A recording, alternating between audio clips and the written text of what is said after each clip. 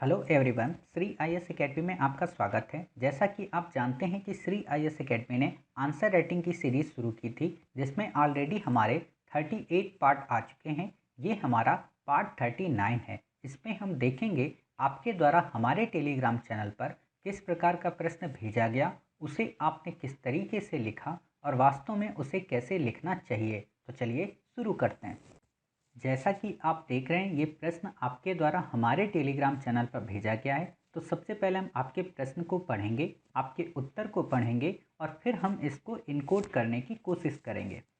तो आपका प्रश्न है, प्लासी का युद्ध 1757 ने इस तरह से भारत में इंग्लिश ईस्ट इंडिया कंपनी की राजनीतिक सर्वोच्चता की शुरुआत की को चिन्हित किया था। प्लासी का युद्ध ने इस तरह से भारत में इंग्लिश ईस्ट इंडिया कंपनी की राजनीतिक सर्वोच्चता की शुरुआत को चिन्हित किया था। 10 नंबर का था, 2018 में पूछा गया।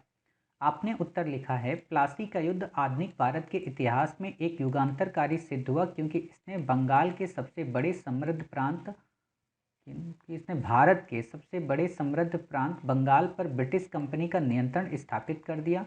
राजनीतिक सर्वोच्चता से तात्पर्य किसी क्षेत्र में किसी सत्ता का संप्रभु हो जाना, अर्थात उसके द्वारा लिया गया निर्णय अंतिम व अकाट्य।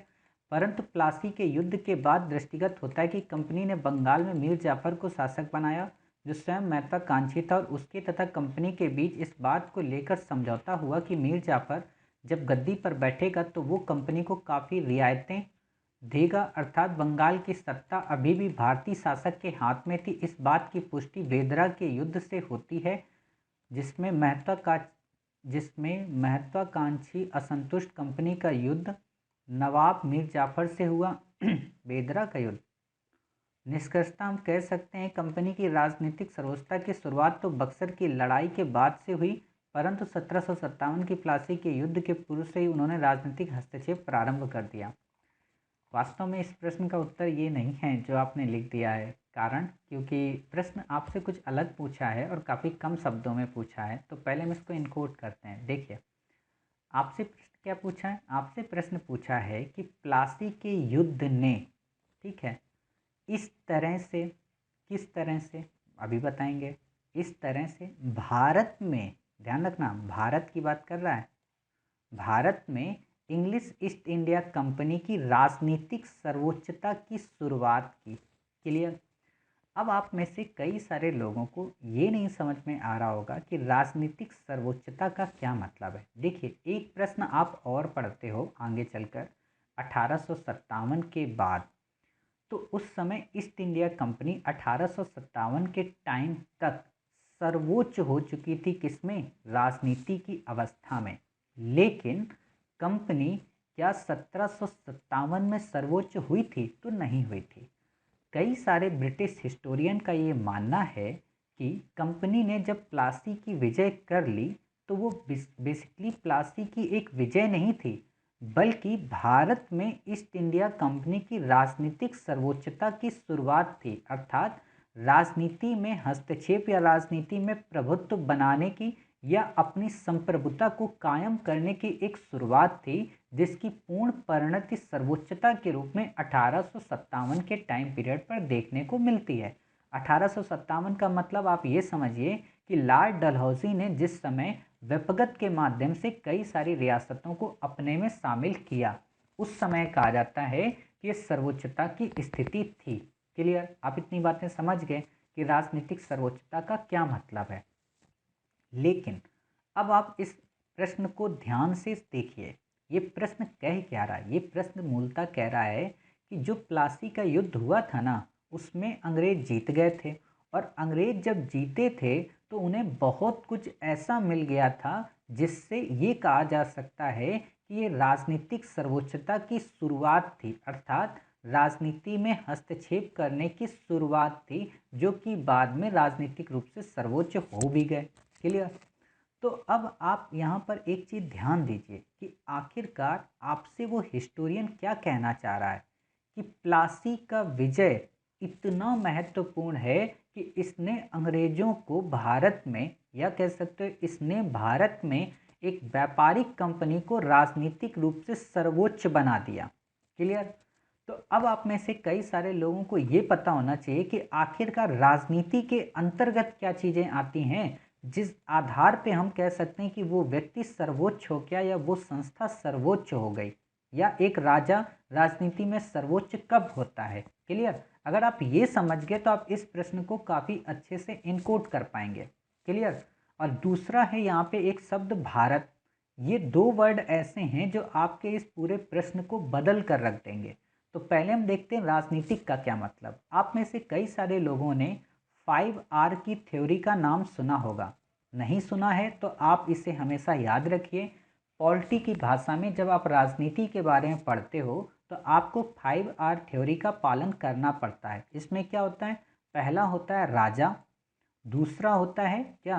राजत्व, तीसरा होता है राजस्व, चौथा होता है क्या? बताइए, राज्य अधिकारी, और पांचवा क्या होता है? राज। क्लियर? अर्थात कोई भी व्यक्ति राजनीतिक रूप से अगर सर्वोच्च होगा तो उसके अंतर्गत ये पांचों एलिमेंट होने आवश्यक हैं। समझ रहे? अब आप इनको आधार बनाकर ये देखिए, क्या प्लासी के युद्ध में ऐसी चीज़ें विद्यमान थीं?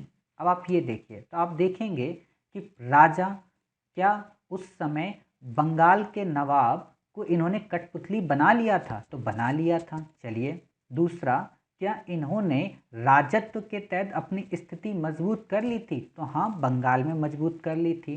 तीसरा, क्या इनका राजस्व पर नियंत्रण हो गया था? तो हाँ, थोड़ा बहुत शुरुआत शुरू हो गई थी। चौथा, क्या इनके पास राज्य अधिकारी आ गए थे? तो हाँ, इनको काफ़ी ज़्यादा रियायतें मिली और मीर जाफ़र की तरफ से काफ़ी सारा पुरस्कार के रूप में धन मिला, जिससे इन्होंने राज्य अधिकारी में बढ़ावा किया। साथ ही उस समय की जो बंगाल की सेना होती थी वो भी इनकी सुरक्षा में लगा दी गई। ठीक है। चौथा, क्या इनके राज्य में बढ़ोतरी हुई? तो हाँ, बंगाल के अंतर्गत इनको 24 परगना की जमींदारी मिल गई। साथ ही कई जगह पे इनको दीवानी में छूट मिली और इसके अलावा इनको कई सारी फ्रांसीसी बस्तियां मिल गईं। क्लियर? इस आधार पे ये लोग कहते हैं कि हाँ, ये राजनीतिक रूप से सर्वोच्च हो गए। लेकिन यहाँ ध्यान देना, मैंने अभी आपको जो 5R थ्योरी में बताया वो क्या बताया? कि बंगाल में राजनीतिक रूप से सर्वोच्च हुए थे। समझ रहे? ये भारत में राजनीतिक रूप से सर्वोच्च नहीं हुए थे। भारत का मतलब क्या? कि मैसूर में भी ऐसी स्थिति थी क्या? मराठों में भी ऐसी स्थिति थी क्या? पंजाब को क्या इन्होंने जीत लिया था? क्या मुगल बादशाह इनके अधीन आ गया था? क्या अवध का नवाब इनके अधीन था? या फिर क्या आप देखोगे जो बाकी रियासतें बच गई थी, हैदराबाद का निज़ाम, या आप नीचे कर्नाटक राज्य में, क्या यहाँ पर ऐसी स्थितियाँ थीं? तो नहीं थी। अर्थात इनकी जो राजनीतिक सर्वोच्चता की शुरुआत थी वो भारत में नहीं थी बल्कि बंगाल में थी। आप ये काउंटर कर सकते हो। क्लियर? आप ये बता तो सकते हो कि हाँ, इनको प्लासी की विजय के बाद मिला क्या क्या, लेकिन इनको जो मिला वो वास्तव में भारत में राजनीतिक सर्वोच्चता की शुरुआत नहीं थी बल्कि बंगाल में थी। और इन्होंने बंगाल के माध्यम से फिर धीरे धीरे कई सारे क्षेत्रों को जीतने का प्रयत्न किया। हालांकि 10 नंबर का प्रश्न है इसलिए आपको इसमें 150 वर्ड में ही लिखना है। और आप बताओगे कि अगर प्लासी की विजय के बाद अगर किसी भी युद्ध में इनको अगर हरा दिया जाता, चाहे बक्सर की लड़ाई हो या फिर मैसूर की लड़ाई हो या फिर मराठों की लड़ाई हो, तो प्लासी मात्र एक घटना बनकर रह जाती। अतः ये कहना कि भारत में इंग्लिश ईस्ट इंडिया कंपनी की राजनीतिक सर्वोच्चता की शुरुआत प्लासी के युद्ध से हुई तो ये अतिशयोक्ति है। हाँ, ये हम कह सकते हैं कि प्लासी के युद्ध ने राजनीतिक सर्वोच्चता को प्रमोट करने में एक सहायक की भूमिका का निर्वहन किया, न कि पूरी तरह से भारत में राजनीतिक सर्वोच्चता को स्थापित करने की शुरुआत के रूप में। क्लियर? आप इसको ऐसे लिखेंगे। समझ गए कि इसे आपको कैसे लिखना है? तो आप समझ सकते हो कि आपको इस प्रश्न का उत्तर ऐसे देना है। उम्मीद है आप ये समझ गए होंगे। तो अब हम क्या करते हैं, इसके दूसरे कोडिंग वर्ड को देखते हैं। जैसे आपने देखा होगा कि एक प्रश्न आपको मिलता है कि प्लासी की घटना या प्लासी का युद्ध मात्र एक झड़प थी। दूसरा आप देखते हो कि अगर प्लासी के विजय ने जो डिसीजन लिए उसे बक्सर की विजय ने पुष्टि कर दी। या आप प्रश्न देखते हो कि बक्सर की विजय ने प्लासी के निर्णयों की पुष्टि कर दी। समझ रहे? तो ये क्या है कि प्लासी तो मात्र शुरुआत थी। दूसरी चीज़ आप देखो यहाँ पे कि यहाँ भारत की बात की गई। और आपको पता है कि 1833 के अधिनियम के पहले तक कहीं पर भी भारत में ईस्ट इंडिया कंपनी की बात नहीं की गई और कहीं पर भी भारत के गवर्नर जनरल की बात नहीं की गई। जो गवर्नर जनरल बनता था वो बंगाल का बनता था। पहले बंगाल का गवर्नर बना, फिर बंगाल का गवर्नर जनरल बना और फिर भारत का गवर्नर जनरल बना। अर्थात भारत का गवर्नर जनरल कब बना? जब उसने सिंध पे आक्रमण कर लिया, जब उसने मैसूर को परास्त कर दिया, जब उसने मराठों को हरा दिया, जब हैदराबाद के निज़ाम को अपने में शामिल कर लिया, तब जाकर वो कहता है कि हाँ अब हम भारत के गवर्नर जनरल बनते हैं। मुगल बादशाह जब बक्सर की लड़ाई में उसके अधीन हो गया। भारत में राजनीतिक सर्वोच्चता की शुरुआत का मतलब क्या होता है कि आप मुगल सत्ता को उस समय की अधीन कर लो अपने, लेकिन ऐसा तो था नहीं। और वैसे भी मुगल सत्ता उस समय विघटित हो चुकी थी।